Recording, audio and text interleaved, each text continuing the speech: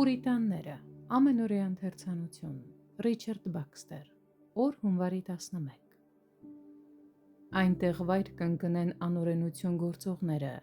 դեն կգցվեն և էլ չեն կարողանա վեր կենալ։ Սաղմոս 36-րդ գլուխ 12-րդ խոսք։ Մարդը կորցրեց իր հոգու սուրբ ձգտումն ու սերը առ Աստված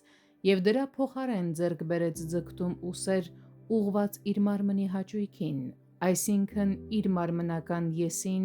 երկրային բաների միջոցով։ Նա օտարացավ Աստծուց և մտերմացավ արարչության հետ, և այս կյանքի ընթացքը համապատասխանեց նրա սրտի ձգտմանը։ Նա ապրում է իր մարմնական եսի համար, ոչ թե Աստծո համար։ Նա փնտրում է արարչությունը իր մարմնի հաճույքը բավարարելու համար, արարչին հաճեցնելու ձգտման փոխարեն։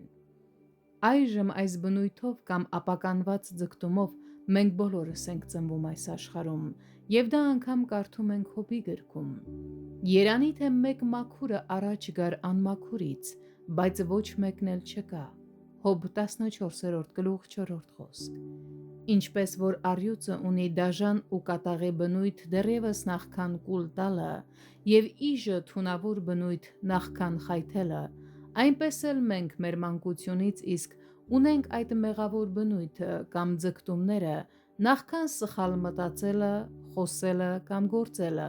և հենց այստեղից է բխում մեր կյանքի ամբողջ մեղքը։ Եվ ոչ միայն դա,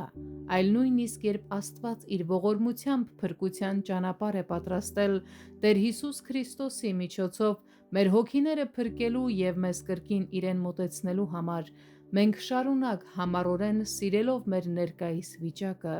չենք ուզում դուրս գալ դրանից։ Այդ պատճառով էլ հաճախ դիմադրում ենք այն միջոցներին, որոնցով Աստված ցանկանում է մեզ բուժել և վերականգնել։